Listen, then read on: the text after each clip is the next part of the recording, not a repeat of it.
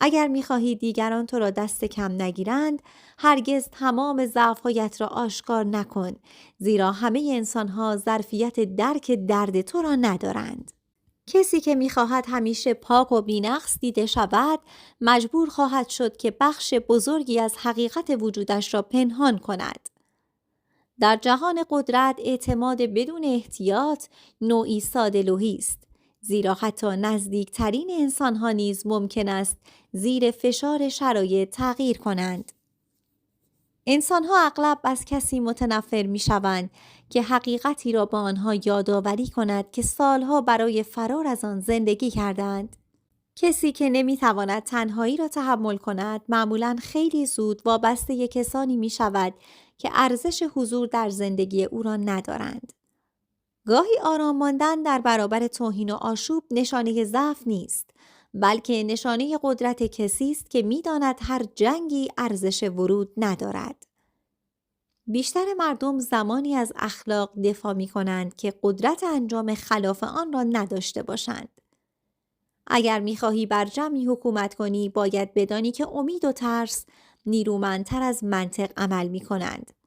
هیچ دشمنی خطرناکتر از انسانی نیست که سالها احساس تحقیر و شکست را در سکوت پنهان کرده باشد.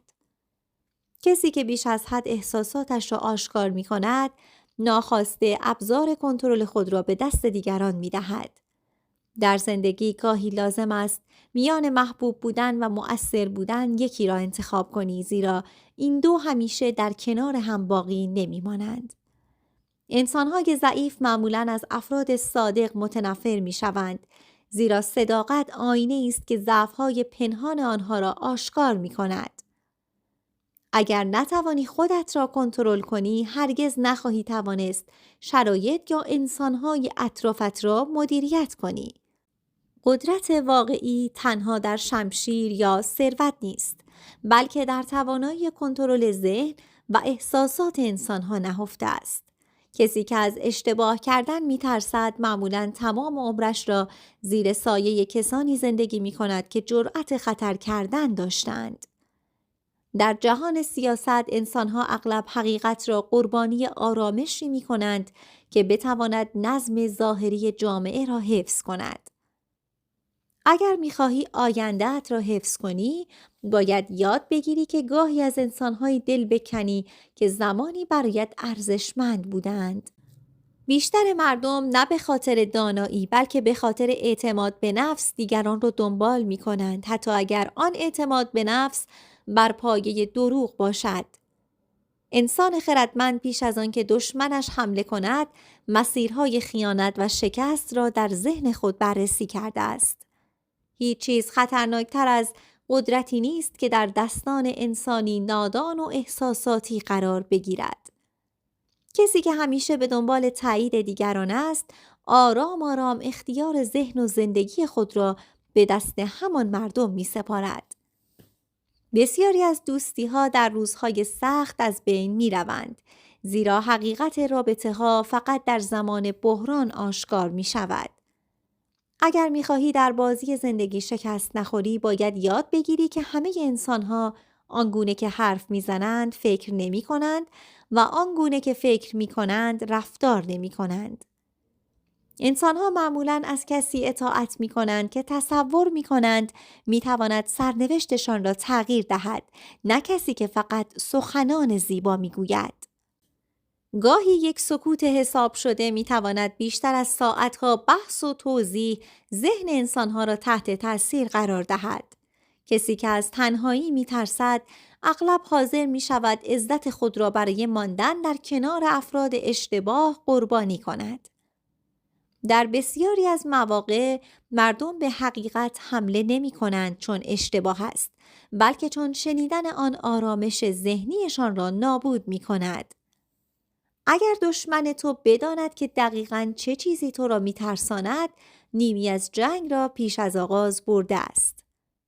انسان‌های بزرگ معمولاً پیش از آن که توسط دنیا شناخته شوند، مدت‌ها توسط اطرافیان خود اشتباه فهمیده می‌شوند. بیشتر انسان‌ها جرأت نمی‌کنند خود واقعیشان را نشان دهند، زیرا جامعه اغلب متفاوت بودن را مجازات می‌کند. قدرت زمانی خطرناک می‌شود که انسان تصور کند دیگر هیچ قانونی بالاتر از خواسته‌های او وجود ندارد. کسی که می‌خواهد همیشه در امنیت بماند، هرگز به جایگاهی نمی‌رسد که ارزش واقعی داشته باشد. در این دنیا، ظاهر اعتماد به نفس گاهی از حقیقت توانایی مهمتر است، زیرا مردم پیش از آن که حقیقت را بفهمند تحت تاثیر تصویرها قرار می‌گیرند. بسیاری از مردم ترجیح می‌دهند دروغی آرامش بخش را باور کنند تا حقیقتی که آنها را مجبور به تغییر کند. اگر می‌خواهی از سقوط جلوگیری کنی، باید یاد بگیری که موفقیت امروز می‌تواند آغاز غرور و نابودی فردا باشد. انسانی که نتواند خشمش را کنترل کند، در لحظه‌ای حساس تصمیمی می‌گیرد که سالها بعد بهای آن را خواهد پرداخت. بیشتر خیانت‌ها از سوی دشمنان آغاز نمی‌شود، بلکه از سوی کسانی شکل می‌گیرد که زمانی بیشترین اعتماد را به آنها داشته‌ای. کسی که بیش از حد مهربان باشد در دنیایی پر از انسان‌های فرصت طلب، اغلب به ابزاری برای سوء استفاده تبدیل می‌شود.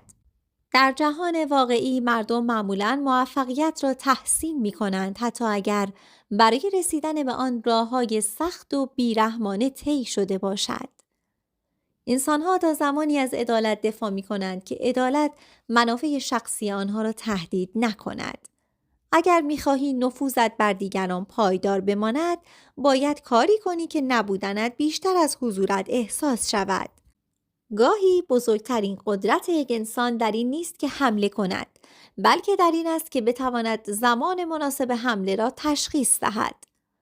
بسیاری از مردم از انسان مستقل متنفرند، زیرا استقلال یادآور شجاعتی است که خودشان هرگز نداشتند. کسی که همیشه گذشته را حمل می کند، نمی تواند با قدرت وارد آینده شود، زیرا ذهنش همچنان در زنجیر خاطرات قدیمی اسیر مانده. در جهان سیاست و زندگی، آنکه احساسات مردم را بهتر درک کند، اغلب بیشتر از کسی که صرفاً حقیقت را می داند پیروز می شود. هیچ حکومتی، رابطه‌ای یا قدرتی بدون ترس از فروپاشی باقی نمی‌ماند، زیرا تغییر بخش جدایی ناپذیر از طبیعت و انسان و جهان است.